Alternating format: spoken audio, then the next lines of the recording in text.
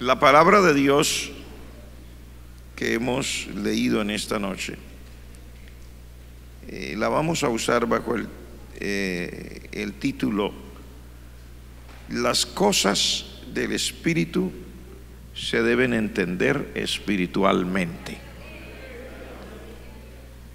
Hay en el Evangelio una riqueza tan enorme en la palabra de Dios.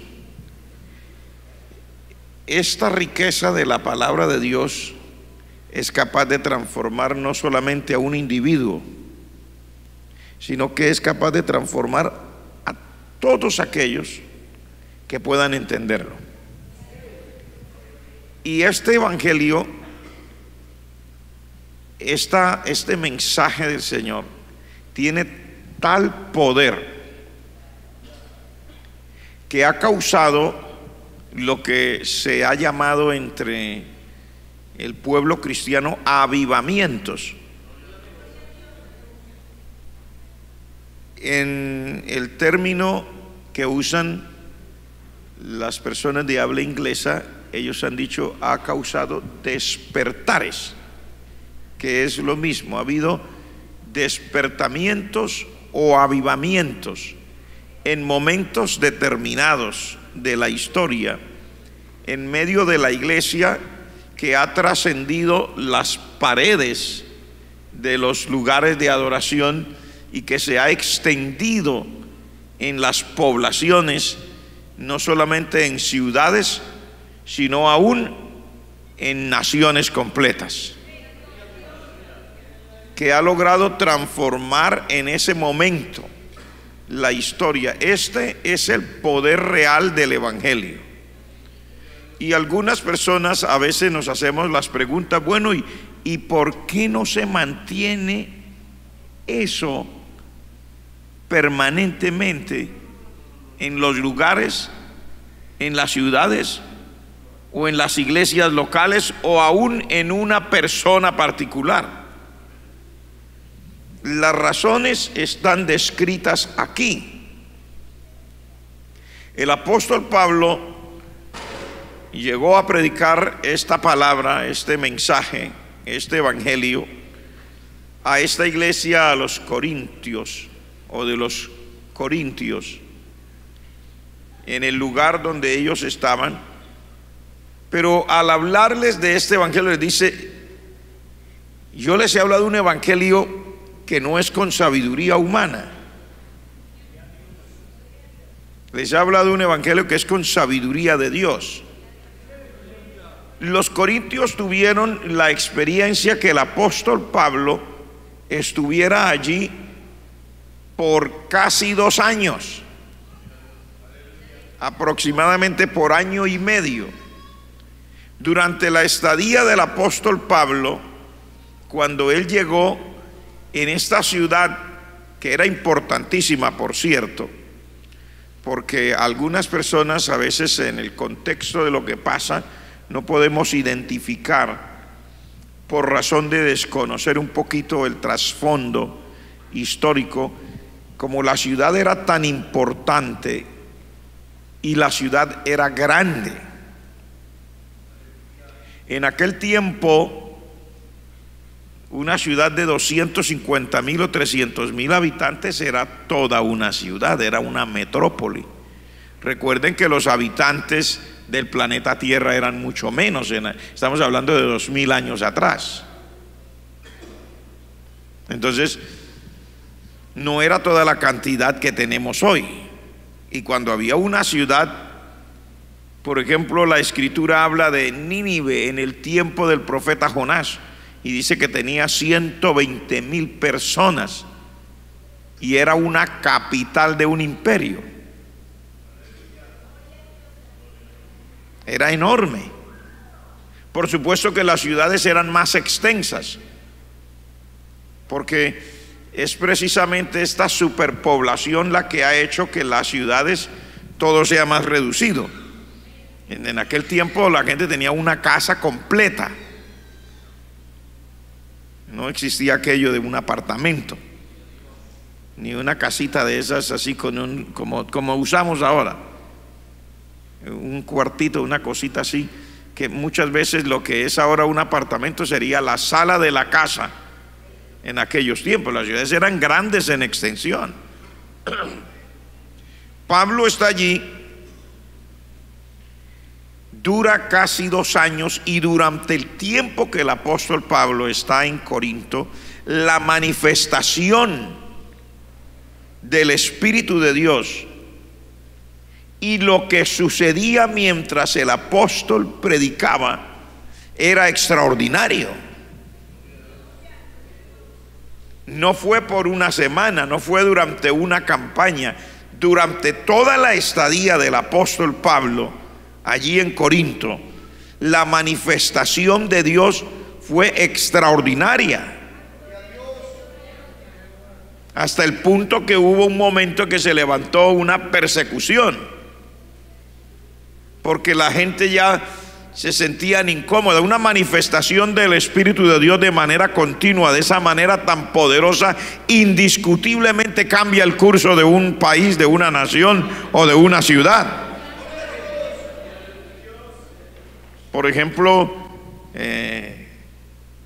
antes de que cayera Cuba bajo el gobierno que tiene actualmente, cuando ya no se permite predicar así abiertamente, etcétera, antes de eso fueron evangelistas, predicadores, y narran en las historias recientes los hermanos en Cuba que en una de estas campañas, uno de los predicadores, que yo me reservo los nombres, pero en 2 de estas campañas fue igual. Uno de los predicadores que el Señor llevó y predicaba, y me dicen que en un lugar de deportes, y era tan grande la manifestación del poder de Dios, realmente tan grande, que los enfermos se escapaban de las clínicas y los hospitales, escapados, porque usted sabe que un enfermo no se puede ir así. Un enfermo tiene que tener, como usted va allá, y tiene que tener la entrada y tiene que tener la salida, y si no le dan la salida no puede salir, porque el médico le dice: usted no está en condiciones de salir, está enfermo, tiene que seguir hospitalizado. Cuenta la historia reciente de esas grandes actividades, que los enfermos se escapaban de las clínicas y los hospitales. Algunos de ellos se descolgaban por las ventanas con sábanas que ellos amarraban, huyendo como quien huye de cualquier sitio de prisión para irse a la campaña, porque dicen que era tan grande, nunca se supo cuánta gente fue sanada ni de qué fueron sanados. Sí se oyeron muchos testimonios, pero dice que era tan grande lo que Dios hacía, que no había oportunidad de que la gente dijera todo, sino que de cuando en cuando se sabía una historia de alguien que podía venir al frente, etcétera. Pero dicen que era terrible, hasta que le llaman así el colegio de médicos de la ciudad donde se estaba dando la actividad, se juntaron, pusieron la demanda ante las autoridades correspondientes y lanzaron al predicador fuera de la ciudad, porque estaba ejerciendo la medicina sin licencia.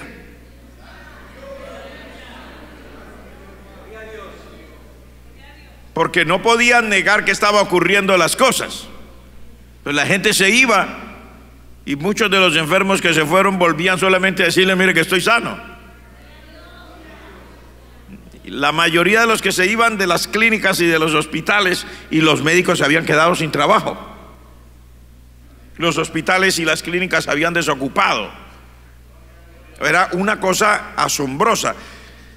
Déjeme decirle que lo que Dios hace realmente es asombroso, y que el poder de Dios realmente nunca ha dejado de ser.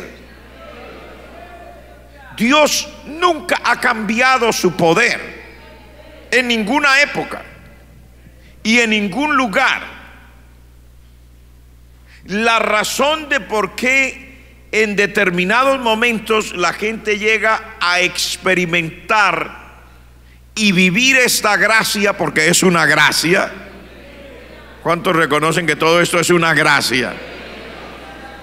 El hecho de experimentar milagros y de ver cosas extraordinarias, no solamente de sanidad, sino en cualquier otra área, es una gracia. ¿Cuántos se reconocen que es una gracia? Experimentar el poder de Dios es una gracia. Experimentar el mover real de Dios es una gracia, sigue siendo una gracia, o sea, un favor inmerecido, algo que es un don, una bendición extraordinaria.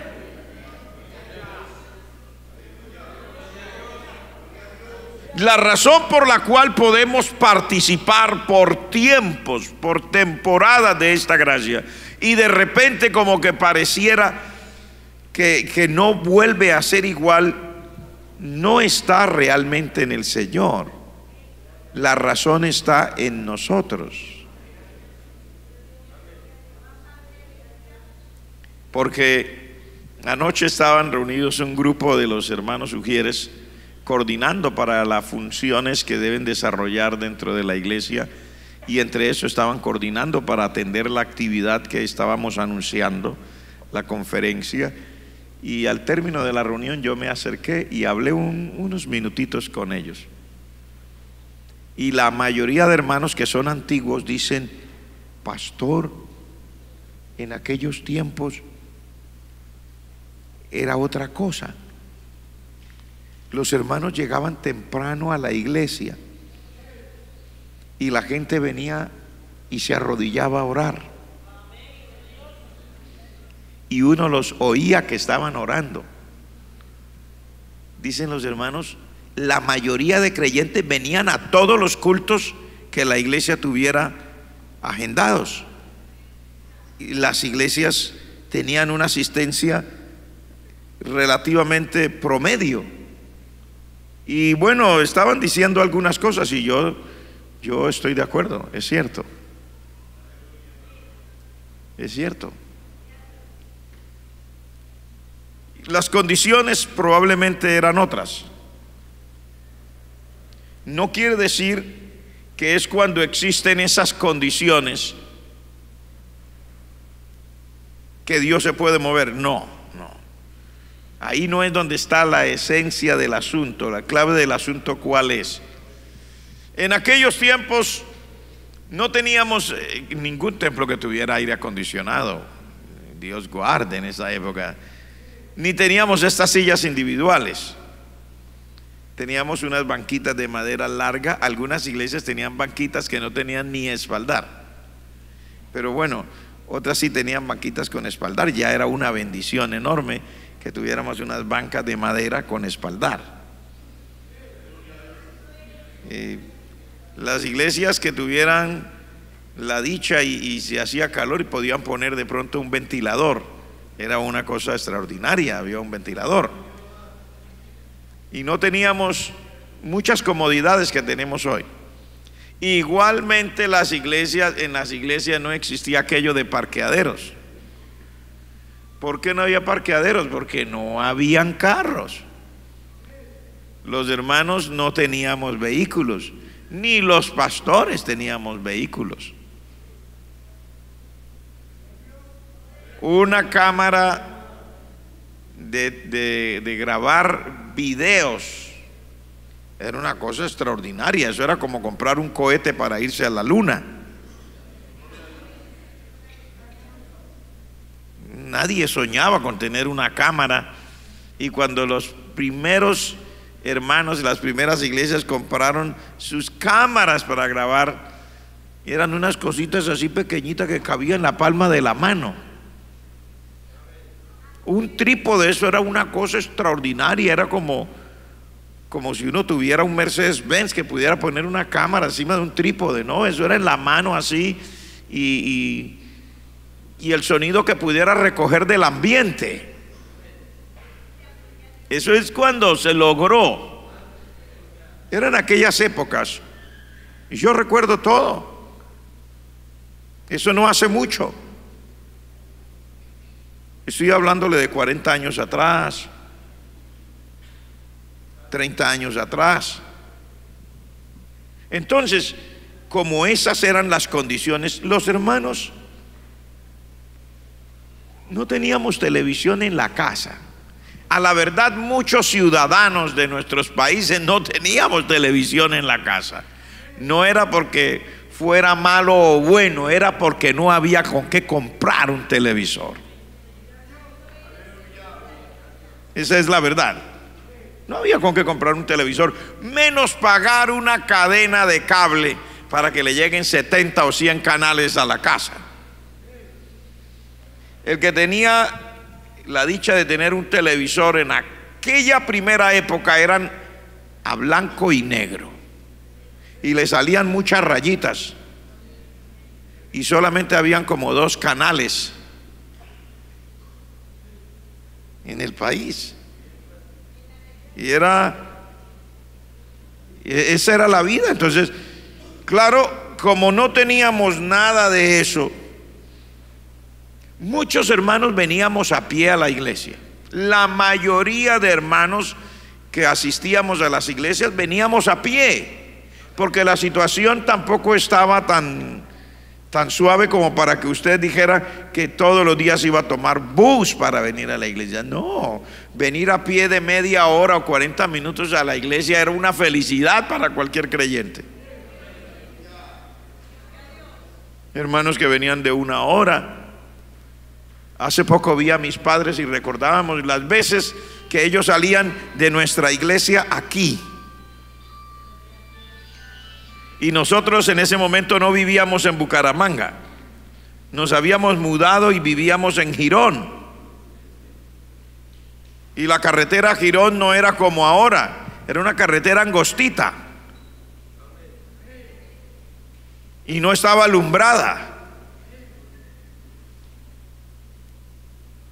Entonces mis padres salían de culto y muchas veces llegaban a la casa a las 12 de la noche. Habían salido a las 8:30, 1/4 para las 9. A esa hora ya no había transporte de bus para Girón. Así era de moderno todo. Y mi padre y mi madre caminaban. Yo caminé de Girón a Bucaramanga muchas veces. Era normal que una persona caminara esa distancia. No es que fuera lo que se escogía, sino que pues era la vida. Y al día que había que caminar la distancia, pues se caminaba la distancia. Aproximadamente unas 3 o 4 horas las personas que caminaban despacio. Entonces, al haber esas circunstancias, las personas veníamos a la iglesia, porque ¿qué se quedaba usted haciendo en la casa? Además, había que pedirle al Señor. Y estoy diciéndole de una manera tal vez que alguno lo crea sarcástico, pero había que venir a pedirle al Señor que me bendiga. Bendíceme, Señor, porque los trabajos eran fuertes, eran pesados, la situación política y económica del país era diferente. En ese tiempo no había el libre comercio de hoy día. Había un proteccionismo terrible y los países tenían que contentarse con producir para consumir dentro, y las cosas que venían importadas era mucho más difícil y mucho más complicado. No había esa apertura que hay hoy día de tantas marcas de vehículos en las calles. El que compraba un vehículo era una persona adinerada. Un vehículo costaba más que una casa. Era más fácil que la gente tuviera casa que tuviera vehículo. Estoy hablando lo que yo me acuerdo de mi niñez. Y no estoy viejo. Acabé de cumplir apenas 58 años. No estoy viejo. Pues ya no seré un muchacho de 20, pero todavía tengo fuerzas para predicar. Así era. Entonces la iglesia también estaba sometida a lo mismo. Claro, entonces los creyentes veníamos y orábamos. Mire, así usted tuviera televisor, no le iba a dar esos enormes deseos de quedarse en la casa viendo televisión, porque solo habían 2 canales y salían a blanco y negro y le salían un montón de rayitas, porque eso de televisión por cable no existía. Ponían una cosa grande encima del techo que ocupaba medio techo y le llamaban antena. Algunos la señal no querían ni siquiera así con eso, y yo recuerdo que yo veía, yo no sé qué era lo que tomaban, si era tapas de las ollas o como calderos que los aplanaban así y los ponían allá para ayudarle a la antena, y le ponían un segundo cable a ver si por lo menos con una olla de la cocina le llegara con menos rayas la señal de la televisión a la casa.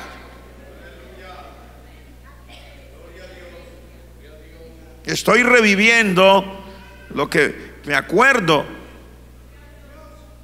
Es la verdad. Entonces, lógico, la iglesia vivía las mismas circunstancias. Entonces los creyentes escogíamos venir a la casa de Dios. No había 150 canales para cambiar con un botoncito.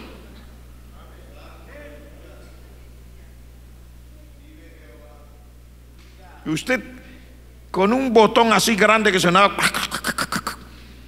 le cambiaba de un canal al otro, y los televisores, una cosa así grande, gorda, pesadísima. Era otra historia. Los discos eran grandes así, no existían los CDs ni las USB. Es una cosa así grande, negra, un plato redondo negro así, y le ponían una cosita así encima y daba vueltas y se rayaba y sonaba.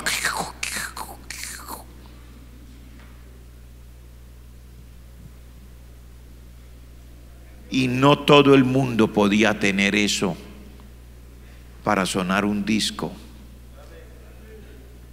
Entonces, lógico que la iglesia, los hermanos, las hermanas, en su gran mayoría asistían a los cultos de la iglesia.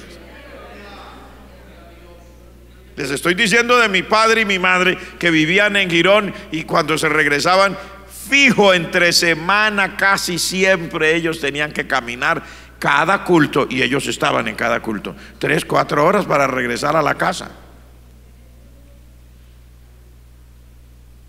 Pero la gente venía a clamar a Dios. Y cuando uno busca a Dios, el Señor dice: el que me busca, me halla.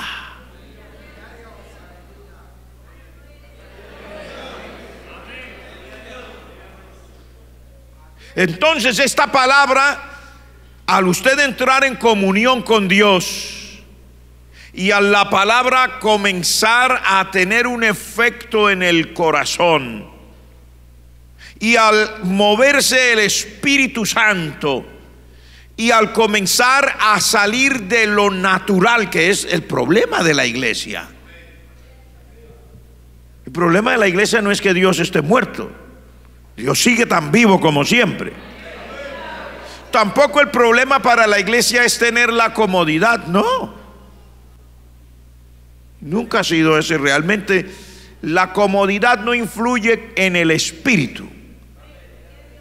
Lo que produce la comodidad, la actitud de nosotros frente a la comodidad, es lo que impide que las personas tengamos una cercanía con el Señor. No es la comodidad, sino lo que produce esa comodidad.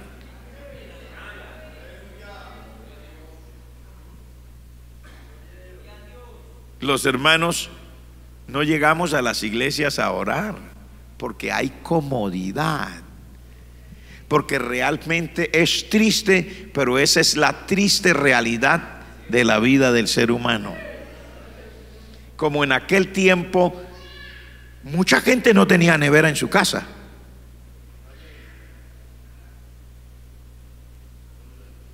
Yo vine a conocer una nevera en mi casa cuando yo tenía 15 años de edad. Mucha gente no tenía nevera en su casa. Lavadoras, eso no existía, señoras.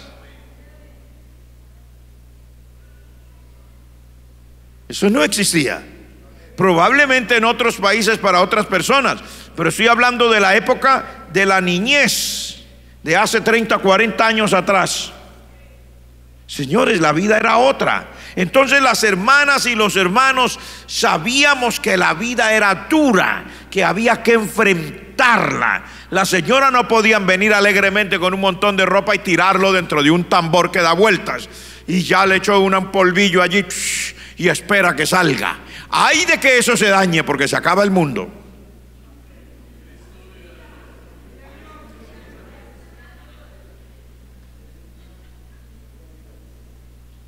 En aquel tiempo el mundo estaba acabado porque nadie tenía. Mi madre tenía el gozo de lavar la ropa de 13 hijos.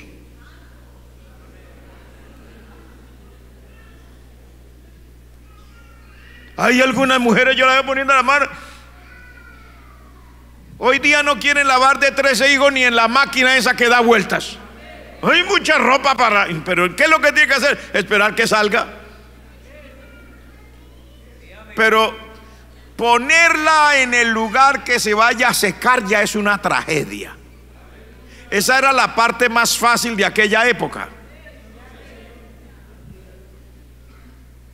Cada pañuelo había que lavarlo con las manos.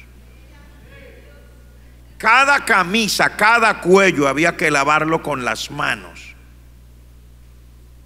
Algunas señoras tenían técnicas. Unas usaban un pedazo de palo, llamaríamos un garrote, y con eso golpeaban la ropa para que soltaran el mugre.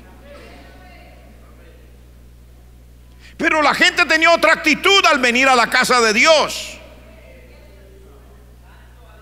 La gente quería al Señor porque parece extraño, o sea, no sé cómo explicarlo, pero el ser humano no entiende que Dios sigue siendo el mismo y lo necesitamos igual, si tenemos que lavar la ropa con las manos o si es una máquina la que lava la ropa. La necesidad del Señor es la misma. ¿Cuántos me están entendiendo? Si tenemos refrigeradora o lo que llamamos nevera, y si tenemos un horno microondas, y si tenemos una cantidad de ollas que son eléctricas que las ponen allá, que eso hasta la olla le dice todo. Usted mire que suena, ya está, suena, tin, tin, tin, desconecte, ya está. Todo está hecho, pero con todas las comodidades que podamos tener. Tenemos vehículos. Gracias a Dios por los vehículos. Los hermanos que tienen motocicleta sienten que está pobre. Dice: ay, Dios mío, Padre, ¿cuándo me sacarás de esta situación? Yo solo tengo una motocicleta.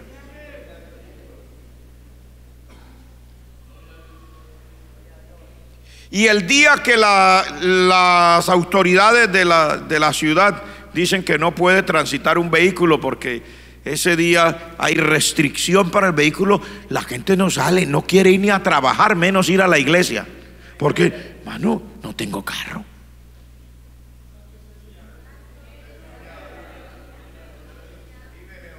Y siente que se le va a acabar el mundo. ¿Y a qué me refiero yo? ¿Estoy quejándome de esas cosas? No, ¿de qué me estoy quejando?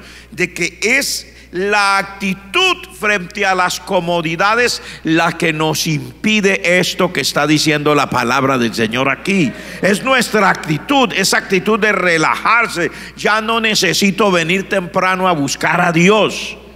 Ya no necesito ser tan sincero con Dios. Ahora muchas personas siente que solamente necesita venir cuando ya vaya a comenzar la predicación, porque tampoco necesito ni cantar, mucho menos llegar antes a orar. Es la verdad.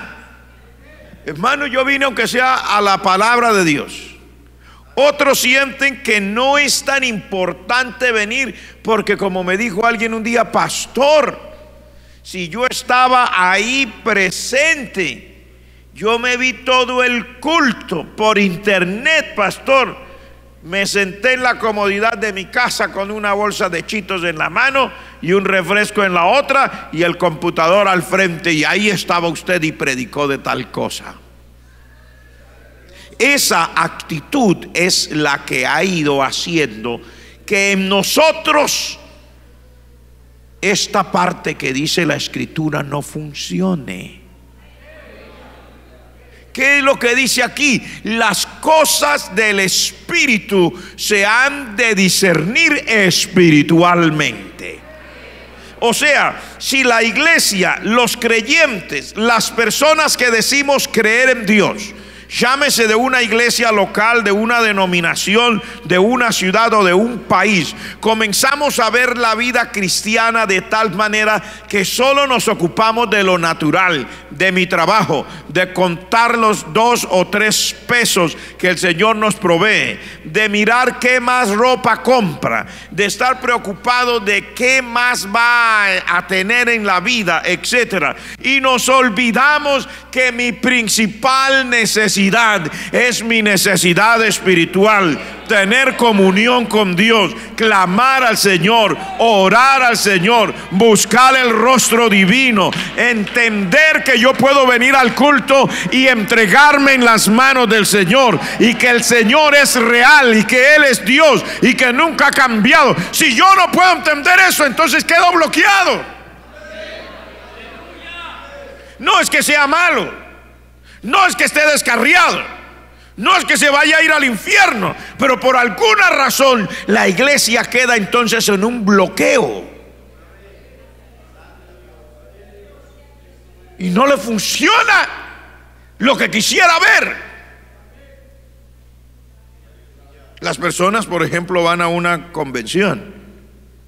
Los que llevan un gran deseo, pues van dispuestos a entregarse al Señor, ¿cierto? Los que van a una confraternidad, pero usted verá otra gente que llegó a esa misma actividad y mientras todo está funcionando, ya sea en un gran coliseo como el Señor nos concede en las ciudades donde tenemos nuestras actividades, mientras todo está adentro y hay gente llorando y se oye como si fueran las olas del mar de la gente, aleluya y gloria a Dios, y uno entra y uno dice, Dios mío, siento como una cosita, como la piel como de gallina, y usted se pone a llorar. Mientras todo eso está pasando, usted encontrará gente afuera con un pocillo de café y una empanada en la mano, mirando hacia adentro y comiendo y diciendo, tan raro ellos, de qué se gozarán, y vinieron también a la misma convención. Usted le pregunta así, yo soy cristiano, bautizado, tengo 25 años en el Señor y soy hasta predicador. ¿Y por qué está afuera tomándose un café mientras dentro la gloria de Dios, que uno siente que se derrite? ¿Qué es lo que pasa? Es la actitud.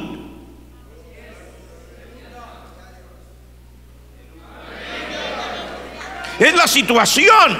¿Por qué al creyente no le funciona aquello? ¿Y por qué el año y medio que está el apóstol Pablo allá, donde dice la palabra del apóstol Pablo, hasta los pañuelos se los llevaban, los delantales se los llevaban, dice, y se los ponían al que estaba endemoniado, y el endemoniado era libre? Ni siquiera había que traer al endemoniado a la iglesia. Si se llevaban un pañuelo, un delantal del apóstol, y allá se lo ponían al endemoniado encima,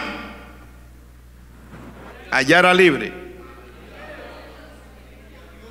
Hoy día todo hay que hacerlo aquí, y ni estando todos podemos creer que Dios puede hacerlo. No un pañuelo, cada uno con la mano poniéndosela encima al que necesita una respuesta de Dios. Pueden haber 400 manos, 500 manos encima, y todo el mundo decimos tener el poder de Dios, pero algo no funciona.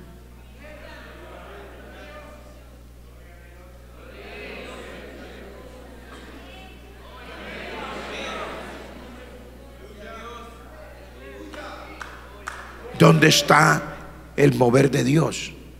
¿Dónde están los milagros? ¿Dónde están las sanidades? Hay personas en las iglesias que, como en cualquier época, porque hay gente que no entiende que Dios permite cada circunstancia en la vida para hacer crecer al pueblo. Hay gente en cualquier iglesia, en cualquier lugar del mundo, que en este momento es probable que tenga un puñadito de arroz y un poquito de aceite en una botella que ya está por acabarse. Y bueno, una cosa tan limitada. ¿Y por qué en el tiempo de los profetas, de Elías, de Eliseo y de otros más, ellos podían hablar una palabra y había ese arroz? Tenía que alcanzar no solo para los que estaban en la casa en ese momento, tenía que alcanzar hasta que Jehová hiciera llover otra vez sobre la tierra.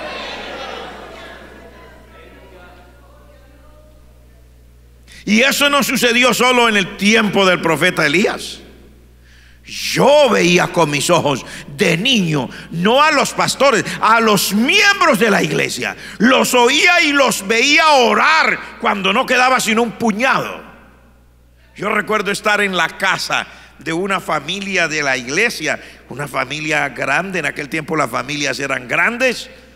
Y recuerdo que no había suficiente, y lo que había, y en ese momento llegaron como 13 personas a esa casa de visita.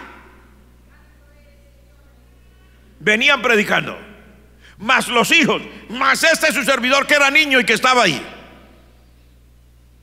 Yo estoy seguro que de 20 hacia arriba, no recuerdo el número total, que tendrían que comer ese día.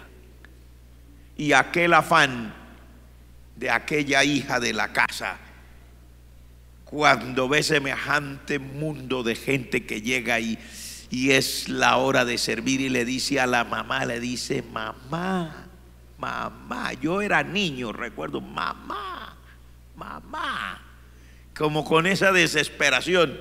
Era como entre las hijas la que podría ayudar más, que ya tenía la capacidad de ayudar. Y queda mirando, y mamá, y le muestra el caldero con el arroz. Pero la mamá en ese tiempo no eran los apóstoles, eran los hermanos o las hermanas. Le dice: mija, oremos al Señor y sirva, que el Señor es poderoso para que todos comamos. Y yo recuerdo que yo estaba en la cocina cuando aquella mamá hizo la oración con la muchacha y con los que estaban en la cocina. Yo de niño oí la oración y vi la oración y vi los platos y vi comer a toda la gente que estaba, y vi que quedó en el caldero. Yo lo vi con mis ojos, quedaba, alcanzaba y sobraba. Hoy día somos 2 o 3. Porque las familias ahora cada vez más reducidas. La señora tiene miedo de tener más de un hijo. Tienen 2 y cuando tienen 3 tienen una multitud. En aquel tiempo que esas familias eran así de grandes, y oraban y creían y alcanzaban, y ponían las manos: Señor, bendice, Padre. Yo recuerdo la oración: bendice, Señor, como dice tu palabra. Ahí llegaron los hermanos: bendice, Señor, bendice este arroz, que alcance para todos en el nombre de Jesús. Y luego sirva y sirva. Y le decía: mija, sirva sin miedo, sirva sin miedo. Y comían. No eran los apóstoles, no era Juan, no era el apóstol Pedro, no era el profeta Elías, era una hermana de la iglesia.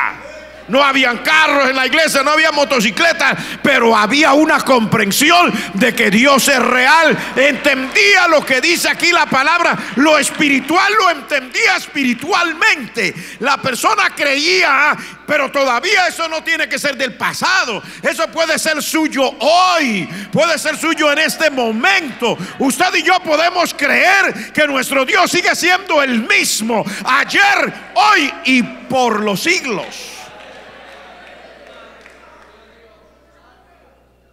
Pero dice la palabra de Dios que eso hay que entenderlo espiritualmente. Dice, el hombre natural no puede entender eso. Dice, es una locura. El hombre espiritual sí lo entiende, pero dice el natural no. Dice, el hombre natural no puede discernir esas cosas. Dice, para él son locura. ¿Cómo voy yo a orar por un puñadito de arroz? ¿Y cómo voy a creer? ¿Y cómo voy a servir? Y no es porque todas las necesidades sean un arroz, pero estoy poniendo un ejemplo. ¿Cómo vamos a hacerlo? Yo recuerdo de haber visto hermanos en el campo mordidos por serpientes. Yo era niño, yo acompañaba a mi padre cuando él iba a predicar a los campos. Había hermanos que a veces fueron mordidos por serpientes, serpientes venenosas. La mayoría de los ciudadanos de este país no teníamos derecho a eso que le llamamos hoy Seguro Social o EPS. Eso no se sabía qué era. Y si alguien se lo nombraba, uno preguntaba, ¿eso con qué se come? ¿Se le echa cilantro? ¿Qué? ¿Cómo es eso? ¿Ajo? ¿Cómo es eso? El que llegaba a tener un seguro social, uno veía que era rico. Pero la iglesia no tenía eso, pero podía entender. Yo recuerdo que yo veía orar por cosas que eran extraordinarias de alguien. Hoy día usted dice, pero sí, ya oró, llévelo rápido que se va a morir. Nano, ya oró, pero por favor, porque sí, amén, pues sí, por supuesto, pues si se va a morir, pues llévelo rápido. Pero era que en aquel tiempo nadie podía decir llévelo rápido. ¿Para dónde? ¿A dónde lo llevaba rápido? Sería al cementerio. ¿Quién tenía la oportunidad? Pero había una comprensión, porque esos creyentes oraban, esos creyentes buscaban a Dios, y de alguna manera Dios obraba en el corazón, en la mente, y el creyente se volvía espiritual, porque se levantaban los creyentes en las casas en la mañana a las 5, a las 4 y oraban a Dios. Antes de ir para la escuela, oraban para mandar a los niños a la escuela. Antes de salir a trabajar, la gente oraba para que el Señor le diera ese milagro de poder trabajar y encontrar el pan nuestro de cada día. La gente llegó a entender que Dios es real.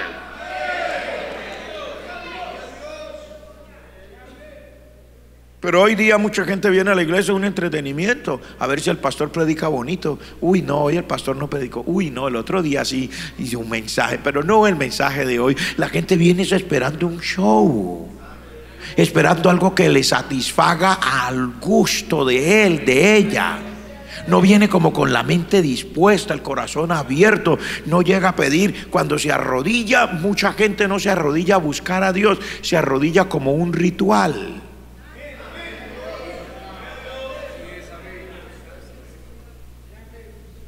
Es la verdad. Se arrodilla como un ritual. Hay gente que se arrodilla con un celular en la mano. Sí, es la verdad. Entonces, lógico, ahí dice la palabra de Dios, está claro, dice, si está en lo natural, si está con la mente natural, dice, no puede entender, es una locura. Es más, lo que le estoy diciendo en esta noche, para algunas personas será una locura. Dice, pastor, ¿de dónde salió? ¿Qué está predicando? ¿Está queriendo decir que nos volvamos pobres? Nadie ha dicho nada de eso. Estoy diciendo, tenemos que cambiar es la actitud del corazón. Porque si usted busca a Dios, Dios siempre se deja hallar. La palabra de Dios dice, buscad y hallaréis, llamad y se os abrirá. Porque todo el que busca, halla. Al que llama, le abren. El que pide, recibe. Y el Señor dice: y si ustedes, siendo malos, le saben dar buenas dádivas a sus hijos, cuanto más su Padre Celestial que está en los cielos le dará el Espíritu Santo a los que se lo pidan. Hay que pedir Espíritu Santo y fuego. Hay que pedir poder de Dios en la vida. Hay que pedir ganas de clamar a Dios. Hay que pedir al Señor que nos dé esa inspiración, que uno diga: aleluya, yo como que siento ganas. Que no tenga usted que esperar a venir aquí, que cuando usted venga aquí ya venga lleno de Dios, inspirado por la gracia de Dios, porque usted salió de su casa y ya tenía hambre de Dios. Usted no tiene que esperar a llegar a la casa de Dios para que le dé hambre de Dios.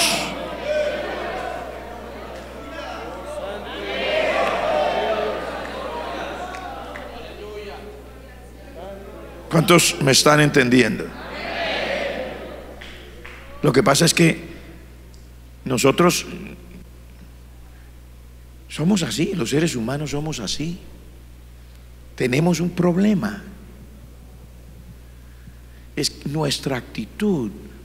Las comodidades nos vuelven a nosotros insensibles a lo espiritual, porque sentimos que ya no necesito levantarme a orar.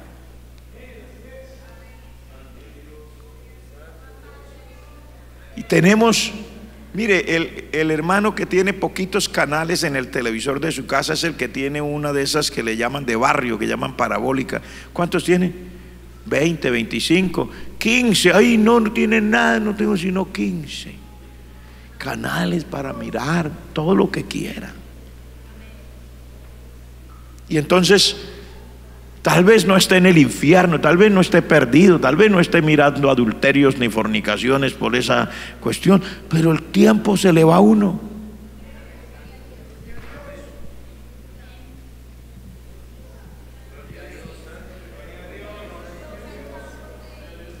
¿Cuántos me están entendiendo? Mientras el Señor está diciendo, como siempre, te he buscado un hombre que se pusiera delante de mí, dice, y que hiciera vallado. Pues no lo encontré. El Señor siempre está buscando. Dice: el Padre busca verdaderos adoradores que lo adoren en espíritu y en verdad. Pero cuando uno busca algo es porque no es fácil de encontrar. Lo que está puesto así a la vista uno no lo busca. Uno sencillamente dice: tráigame tal cosa que está en tal parte. Lo que usted busca es porque no es fácil. Y no es fácil en medio de esta época. Pero ¿cuántos queremos ser ese tipo de personas que podamos entender al Señor? Levante la mano el que quiere ser ese tipo de persona que quiere entender a Dios. Cualquiera de nosotros, Dios no hace acepción de personas, hermano. Uno ve los jóvenes de nuestros días, los muchachos, y uno dice: verdaderamente el Señor es poderoso. Pero uno dice: verdaderamente tiene que ser algo de Dios. Usted ve un muchacho de nuestros días, 11, 12 años, ¿qué está pensando? Tiene novia, tiene novio, tiene un celular de no sé cuántos cientos de miles de pesos que le compró el papá, la mamá o el abuelo. Alguien le dio un celular caro para que mire todo. Y uno cree que los niños, que los muchachos, que no pueden ser útiles, que no pueden servir, que ellos tienen, no, déjelos, pastor, pobrecitos, ellos son muchachos, hay que dejarlos que mire, en aquella época los muchachitos de 10, 11 y 12 años ya predicaban. Y yo soy testigo de niños de 6 o 7 años que eran bautizados con el Espíritu Santo. Hablaban en nuevas lenguas. Ese era el entretenimiento de muchos jovencitos. Yo comencé a predicar en mi casa. Todos los días que había culto familiar, uno de nosotros predicábamos. Yo me acuerdo de estar predicando a los 8 años, pero que comencé a predicar, ya a predicar en las iglesias, que el pastor me mandaba y que le pedían a mi pastor, y el pastor Yo tenía 14 años cuando comencé a predicar. ¿Y sabe cuál era el deseo y la gran ansia de nosotros en el grupo de muchachos de la iglesia adolescente? Pastor, ¿nos da permiso de quedarnos en el templo orando? Esa era nuestra gran angustia, quedarnos en el templo orando. Y veníamos al templo a orar y pedíamos permiso para quedarnos, y pedíamos permiso a nuestros padres y permiso a nuestro pastor, que si nos dejaba quedar orando en el templo, orando. Y orábamos, y el Señor nos bautizaba con el Espíritu Santo, y vigilábamos. Y de todo ese grupo que yo recuerdo de esa época, en estos días por ahí alguien llamó que fulano de tal está en España, que el otro quedó misionero por allá, no sé en dónde, en Estados Unidos, que el otro. Yo me he encontrado con gente de esa época. El otro día estábamos dando una campaña en Barranquilla. Me dejaron razón. Dígale que es fulano de tal, que si se acuerda de mí, que soy el pastor tal. Todos los muchachitos de esa época, en su gran mayoría, hoy día son pastores, evangelistas, misioneros en otros países, en Europa, en Estados Unidos, en Centroamérica. Éramos miembros de las mismas iglesias. ¿Qué pasó? ¿Cuál es la diferencia? No, Dios amaba más a esos. No, esos son más santos. No, ¿cuál es la diferencia? La actitud, señores. La actitud. Porque Dios no hace acepción de personas. Digo de nuevo, Dios no hace acepción de personas. Pero aquí dice la palabra de Dios: las cosas del Espíritu se han de discernir espiritualmente. Leamos un poquito más. El tiempo se acabó, pero vamos a leerlo otra vez. Dice: ¿quién de los hombres sabe las cosas del hombre sino el espíritu del hombre que está en él? Dice: así tampoco nadie conoció las cosas de Dios sino el Espíritu de Dios. Y luego dice en el verso 12: y nosotros no hemos recibido el espíritu del mundo, sino el Espíritu que proviene de Dios, para que sepamos lo que Dios nos ha concedido. Porque es que Dios nos ha dado. Usted sabía que ahí al lado suyo, sin usted darse cuenta, y usted y yo sumergidos en lo humano, usted y yo sumergidos en lo terrenal, usted y yo sumergidos en lo natural, y pensando solamente en las cosas de esta vida y en muchas cosas que no salimos de ahí. ¿Sabía usted que con todo eso ahí a su lado y por encima de su cabeza y alrededor suyo hay unas bendiciones sobrenaturales extraordinarias? Hay dones de fe esperando por usted, dones de milagro esperando por usted, dones de sanidades esperando por usted, hay fe del Espíritu Santo esperando por usted, hay gracia de Dios esperando ser manifestada para santificarlo, para limpiarlo, para cambiarlo, para transformarlo, para hacerle un hombre de oración, un jovencito de clamor, una muchacha de oración y de ayuno, para ser una persona útil en las manos de Dios. ¿Usted lo sabía? ¿Se ha imaginado eso? Dios no ha desechado a nadie. Alrededor suyo todo eso se sigue moviendo. Está allí a la espera de que alguien abra los ojos. Y como dice aquí, pero es que la mente natural no puede entender eso. Entonces pasa de largo y se la pasa llorando y diciendo: yo estoy deprimido, yo estoy, no sé, me pasa algo con una cosa, una depresión, me quiero morir. Mientras alrededor suyo está toda la gloria de Dios, alrededor, en medio, porque lo que el Señor ha dado nunca se ha ido de ahí. Alrededor suyo esperando por usted la gloria de Dios, el poder de Dios, la santidad de Dios, la presencia de Dios, la inspiración de Dios, la revelación del Espíritu Santo esperando por nosotros. Pero usted solamente angustiado. Algunos hasta llegan así, no es que si una época peligrosa es que hasta la gente en la iglesia se quiere matar. Así hay gente que habla de suicidio en las iglesias, que van a tomar una botella de canquil. Esa era una cosa que le echaban a las cucarachas en ese tiempo. Se siente hasta cucarachoso.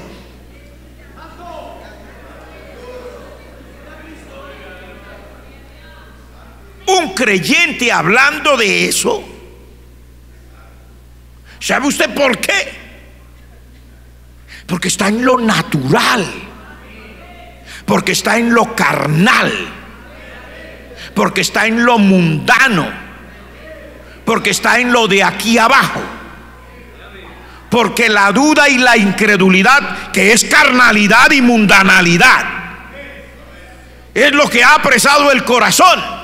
Porque no puede ver uno más allá, porque los ojos están tapados, cerrados, la mente cerrada, porque no tiene esa comunión. Pero yo creo que si nosotros despertamos a lo que Dios quiere, si en esta noche le decimos: oh Dios, yo me arrepiento de mi condición, me arrepiento de mi mundanalidad, me arrepiento de mi incredulidad, me arrepiento de mi desidia espiritual, me vuelvo a ti. Si lo hacemos, el Señor nos recibe y todavía la gloria de Dios está disponible.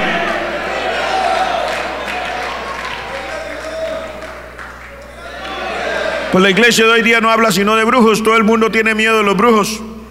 Pastor, ¿qué hago? Yo siento que los brujos me van a matar. Pastor, ¿qué hago? Yo siento que el diablo me va a matar. Esa es la conversación que usted oye a diestra y siniestra. Pastor, ¿qué hago? Yo siento que en la casa huelen las brujas. Pastor, ¿yo qué hago? Ay, Dios mío, siento unas opresiones. Ay, pastor, ¿por qué no me hace una liberación? Todo el mundo se siente como endemoniado,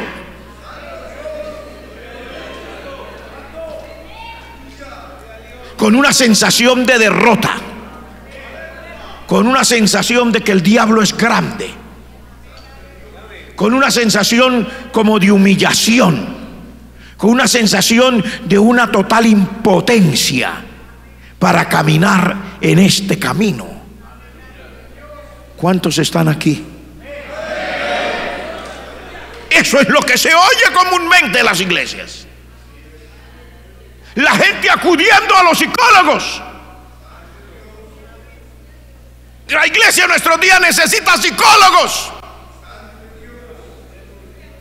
porque no hay poder de Dios, porque no hay algo que sea más allá. La iglesia se le ha convertido en una religión. No hay nada que lo estremezca. Oh, gloria a Dios. No hay nada que lo sacuda. Pero el Señor reprenda al diablo. Nuestro Dios está vivo. Su palabra es vida. El evangelio es poder de Dios para salvación a todo aquel que cree, al judío primeramente y también al griego. Dios no ha cambiado. La gloria de Dios sigue siendo real. Oh, cuando se vaya esta noche para su casa, mi hermano, usted tiene que irse de aquí diferente.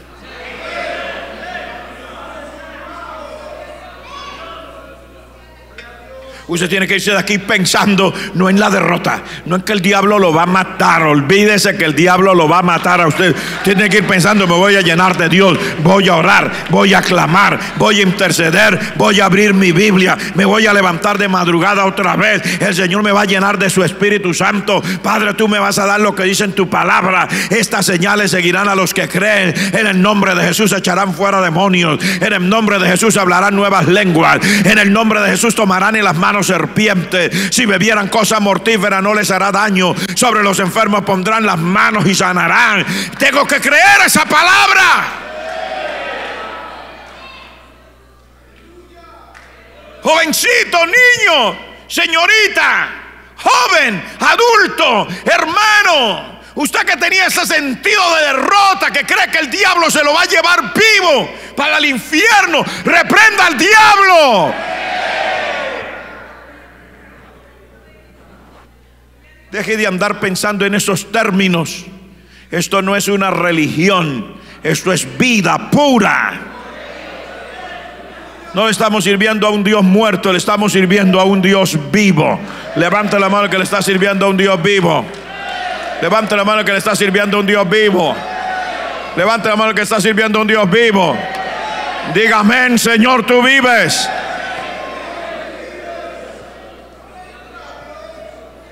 Señor, nos ayuda a derrotar toda mundanalidad,